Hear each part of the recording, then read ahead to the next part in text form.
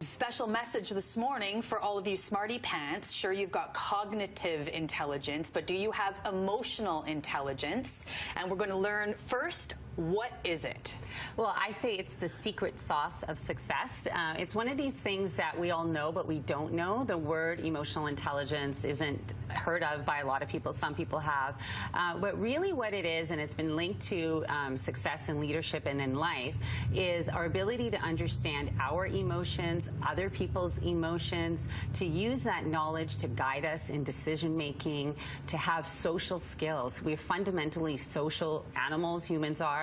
And if we have the ability to connect on an emotional levels with others, to inspire others, to lead others, it can lead to success in all aspects, personal and professional aspects of life. So when I hear you say all that, I immediately go, okay, I think I might be emotionally intelligent, but meanwhile, online, if I ever do the IQ tests, I fail them. So what's more important, emotional intelligence or just a general cognitive ability? Well, we need both in life. The IQ is technical skills and memorizing things and holding knowledge in our head, and that is important, but that's becoming increasingly less important with internet, and we can look up the answers. What we need more of as the world is changing more into a modern era where we have access to knowledge is how we use that knowledge. How do we connect with people? How do we inspire people? And how do we motivate ourselves? So I researched this quite a bit in my book, The Dolphin Parent, and what I found people saying is like, you know what, for example, I had an engineer CEO saying, I've never fired an engineer for lack of technical skill. They can figure that out. But I fired many for lack of getting along with people, managing their emotions in the workplace. We just can't have those kind of individuals in our settings and in our lives. So that's where it becomes a problem if you don't have it. Can we talk about some really specific examples of when someone is kind of showing off their emotional intelligence?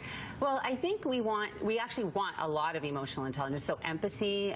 If you've ever been to maybe a store or you worked with anyone who you felt just got you, who was present, who you felt was likable, you walked away thinking that, wow, that person really made me feel important or special. That would be someone who has emotional intelligence. They found a way to connect. I have a couple friends who are those people who, no matter who they're meeting, they always make that person feel like they are the most important person in that moment. And that is emotional intelligence, then connecting with that person, seeing what they need in the moment.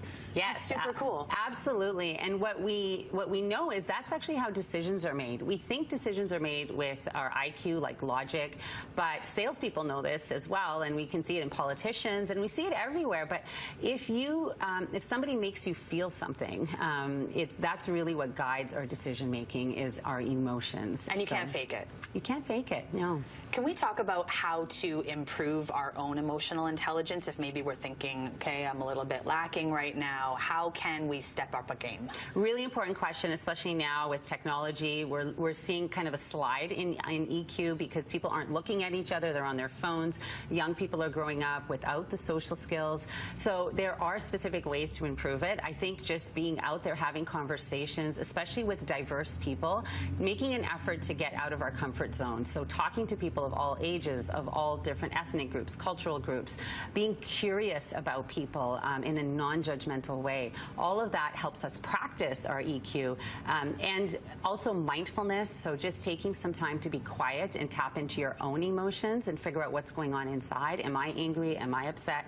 Am I hopeful? And labeling those are all really effective strategies. And as a mom, when I hear you saying all this, my kids are 5 and 8, I immediately think, what can I do to maybe start teaching them about emotional intelligence at a young age? For example, my son is 5. What can I do when I go home today? You know, it's really interesting that it's such an important predictor of success, but it's not in our school system the way we needed to. Luckily, this year, the BC curriculum has added it in. Great. But we're not teaching it like we teach math. And I've actually gotten together with a group of wonderful educators and teachers, created a program called Dolphin Kids. Great. Do you have a website? Yes, it's www.dolphinkids.ca. Great. And dolphinkids.ca. I'm definitely going to check it out.